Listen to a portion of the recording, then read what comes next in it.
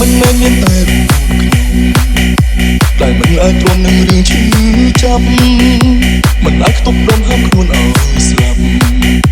ប្រញាប់រកអ្នកព្យាបាលបេះដូងទោះជាអូនចូលថាប្រុសរៀងល្បិចតែធ្វើមិនបើអូននឹងសម្រាប់គ្រប់គ្នាថាបងលេងសើចស្នេហាអ្នកណាក៏បងមិនចេះស្មោះស្នេហ៍តែការពិតគ្មានអ្នកណាដឹង